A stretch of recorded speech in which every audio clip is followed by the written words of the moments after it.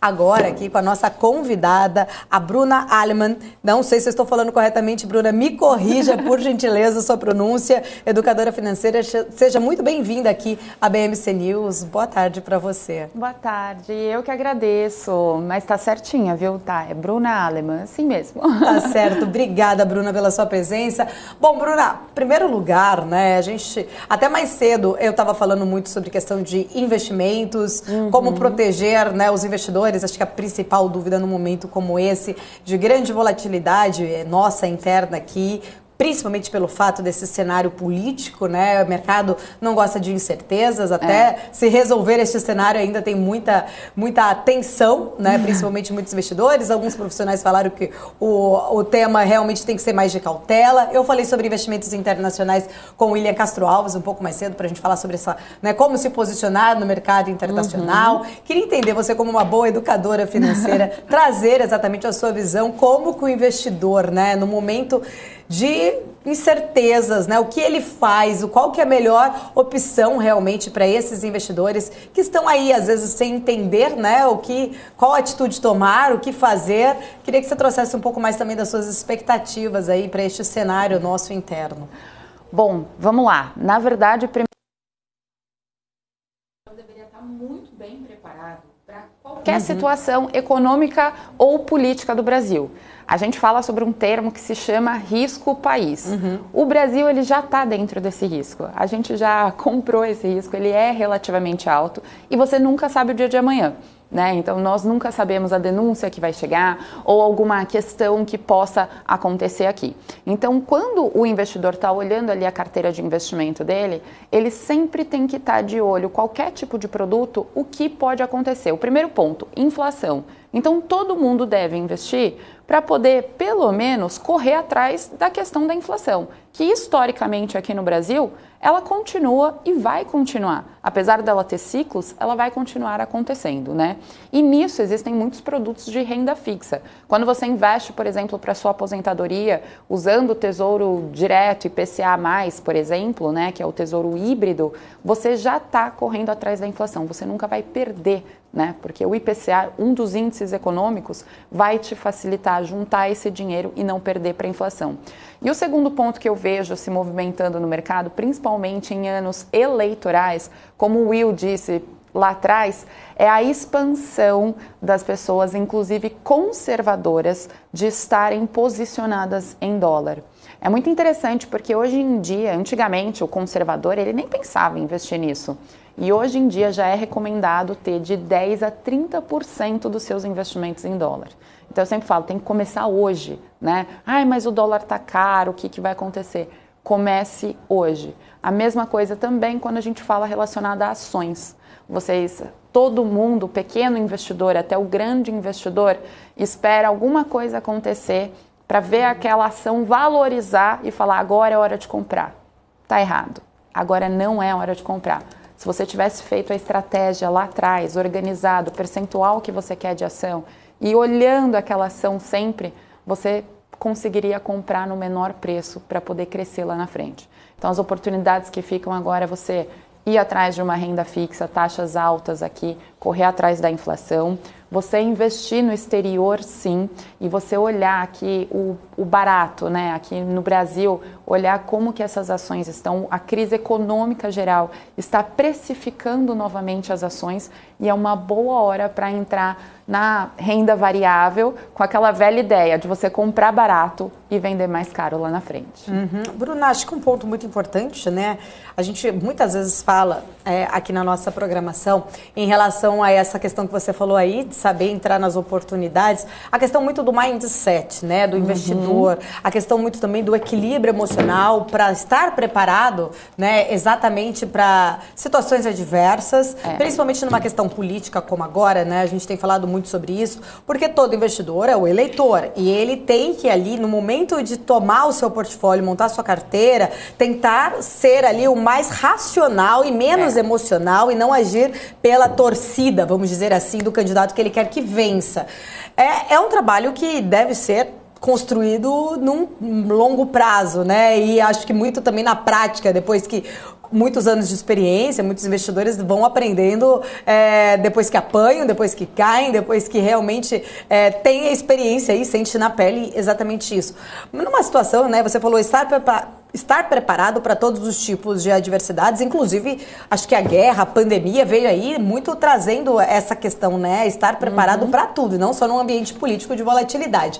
Queria entender um pouco mais da sua visão em relação ao que o investidor ele precisa antes de tomar ali, né, um posicionamento, tanto de entrada ou de saída de um papel, numa situação caótica, igual aconteceu na pandemia, igual a gente teve no início da guerra, igual a gente está sem saber qual vai ser o cenário definido. O que ele tem que levar em consideração exatamente, né, para ter esse controle e ter esse mindset ali, usar esse mindset a favor dele? Vamos falar, não é difícil, tá, gente? O difícil é a gente internalizar isso.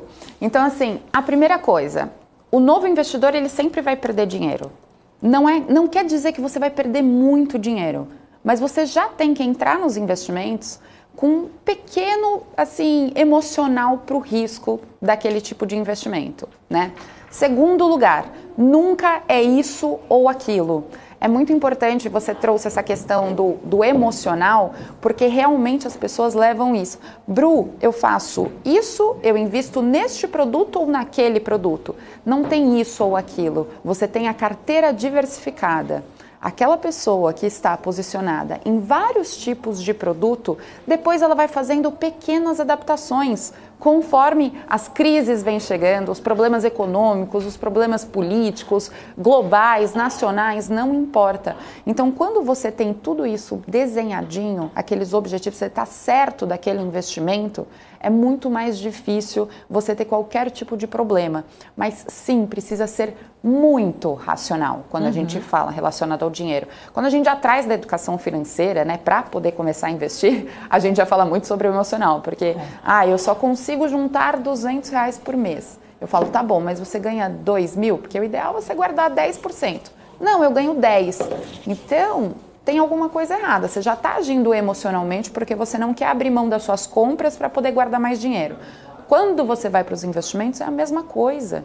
Você precisa ter aquela consistência. Uma carteira diversificada, que são vários tipos de produto. Você está ali correndo atrás da inflação, você está ali com o seu dólar, você está com ações, você vê a sua renda passiva, com objetivos bem definidos, que também exigem o nosso racional. Você precisa ter um objetivo de vida, concorda comigo? Claro. E as pessoas, elas não têm. Quando eu pergunto para elas, você tem um objetivo de vida? Quanto que você quer juntar? Automaticamente sai 1 milhão, 2 milhões. Mas de onde você tirou isso? Né? Isso está dentro da sua realidade? Então são pés no chão você trabalhar isso. E quando chega esses momentos de crise, são as adaptações que eu comentei. Então, por exemplo, a renda fixa, lembra ali na crise que a gente chegou a uma Selic super baixa e aquele investimento considerado seguro não pagava quase nada. Daí as pessoas, por emoção, vendo muitas pessoas conversarem sobre isso, o que elas foram? Eu vou para um outro determinado produto.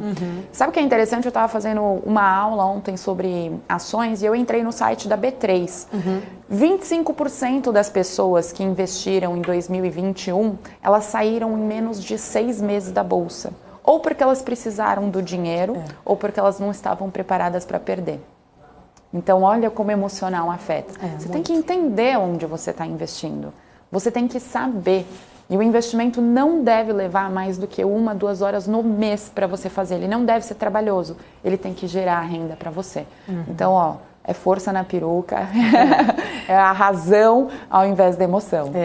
Bruna, a gente aqui, né, na BMC News, a gente tem a maior missão nossa é tratar do assunto, realmente com esse cunho educacional, um dos nossos maiores pilares, a gente acredita que é a educação que transforma, né, vidas, independente de ser no âmbito do mercado financeiro ou não. A gente acredita muito em educação. Eu sou filha de professora, sempre fui muito, né, gosto muito de estudar, de descobrir, de realmente estar atenta a tudo que está acontecendo, porque eu acho que a gente, né, nós brasileiros aqui, temos ainda um número muito baixo de investidores, podemos ter um número muito maior, e é isso que você falou, está muito atrelado, né, a essa capacidade de entender entender o percentual, independente de quanto ganha. Eu sempre falo isso, quanto mais a gente ganha, parece que mais a gente gasta e a gente não tem... A gente muda o nosso padrão de vida. Exatamente, né? E aí acaba que não é o quanto você ganha, sim o quanto a gente gasta. Então, nossa missão muito é falar realmente das notícias aqui, principalmente o quanto impacta o mercado, mas ajudar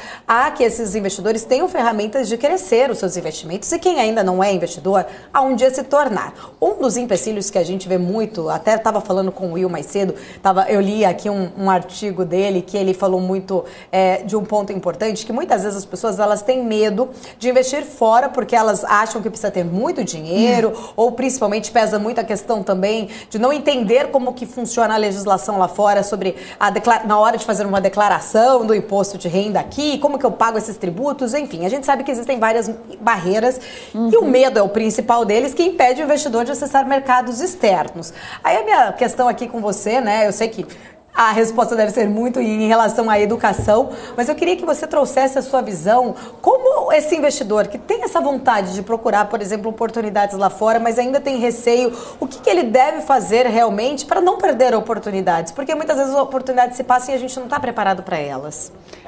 Bom, eu só vou o início do que você comentou sobre essa questão de vida. Primeira coisa que vocês façam, uma regrinha básica. O quanto você ganha, 70% é o seu padrão de vida. O quanto você ganha não é o seu padrão de vida. Você tem que viver com 70% do que você ganha líquido na sua conta. Essa daí é a dica da educação relacionada a isso. Agora, abertos ao novo.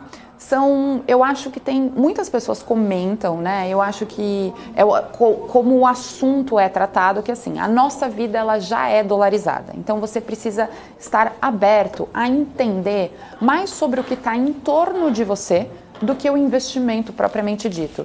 Você entender qual a importância do dólar. Eu acho que voltado para essa educação, é isso que eu quero trazer para vocês. Por quê?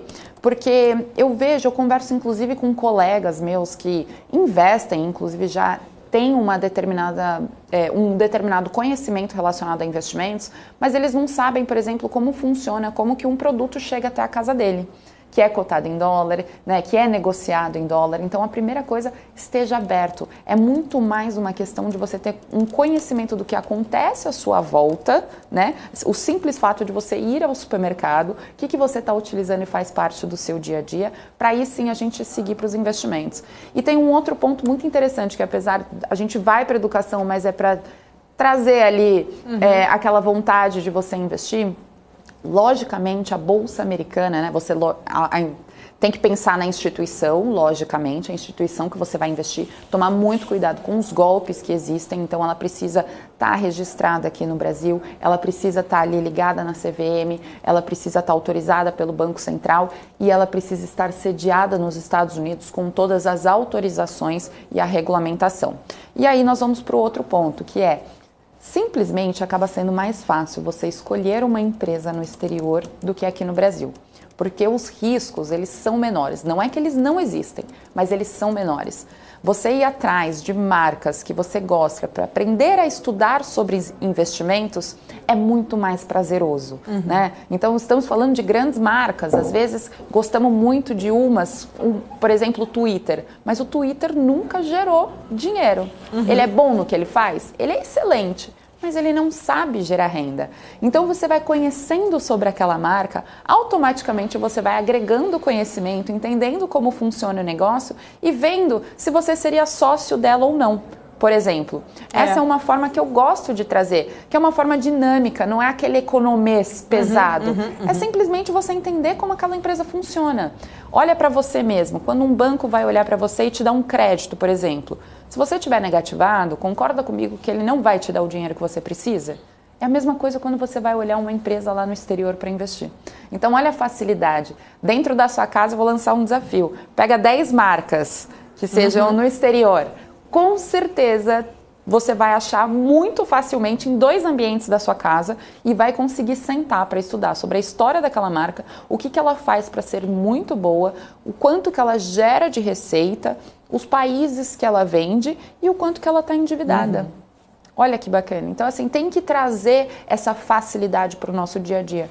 foi o que eu comentei. Investimento não deve tomar muito tempo da sua vida. E é mais interessante ainda quando a gente fala sobre essa questão de investir lá fora em dólar, porque é uma coisa que faz parte do seu dia a dia. Ainda vai agregar em inúmeras outras áreas conhecimento para vocês.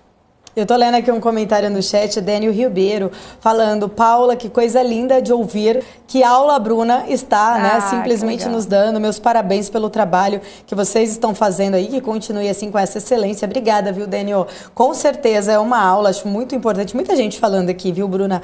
Bastante comentário aqui, muito importante, positivo. Acho que a gente ficaria aqui horas falando sobre este tema. Já que eu faço um convite para você participar em outras oportunidades aqui com a gente.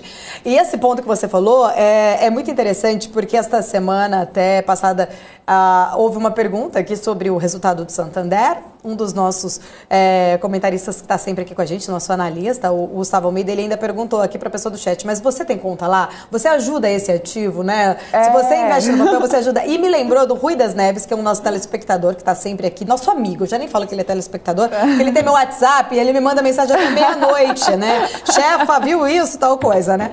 E o Rui, ele ensina as netas, e eu acho isso fantástico. Ela já tem as suas carteiras e são, assim, adolescentes. Uma acho que tem 10 anos, 8 anos, outra 12, enfim. E elas têm as suas carteiras e elas só compram as roupas nas lojas lá de varejo no qual ela tem o ativo. Porque ela tem que ajudar o caixa da empresa. Então ela não compra na loja concorrente, mesmo que ali tinha uma peça na promoção, ela avalia, fala: não, eu vou esperar. E ela dá o dinheiro para aquela empresa que ela tem o ativo. E eu achei isso fantástico, porque achei sensacional. Você ajudar realmente aquela empresa que você está posicionado na geração do caixa. Então, assim, foi muito em linha com o que você falou aqui, foi muito em linha com o que o pessoal está falando dessa aula aqui no chat. Você vai colocar seu dinheiro onde você confia, né? Você precisa consumir aquela empresa. A partir do momento, não gosto dela, não gosto do gestor e nem da forma de negócio. Como que você vai ser sócio daquela empresa? É pensar como sócio. O Marcos Saravalli sempre fala isso aqui, né? Na hora de você comprar ali um ativo, é olhar como se você realmente estivesse entrando como um sócio dessa empresa e não comprando só o papel exatamente ali, né? Porque tá na moda, ou porque tá todo mundo falando, ou porque tá caindo especificamente, se você não acredita numa recuperação desse papel. Exato. É um trabalho longo, que eu quero até te parabenizar. Muito obrigada, né, por estar aqui com a gente. Parabéns pelo seu trabalho que você faz. Imagina, e já fica aqui o convite para voltar também em outras oportunidades. Volto sim, pode chamar que eu já tô aqui. Já tá convidada, então, combinadíssimo. Obrigada, o pessoal aqui no chat elogiando bastante. Obrigada, Bruna, um abraço para você. Obrigada, um abraço. Mais. Tchau, tchau.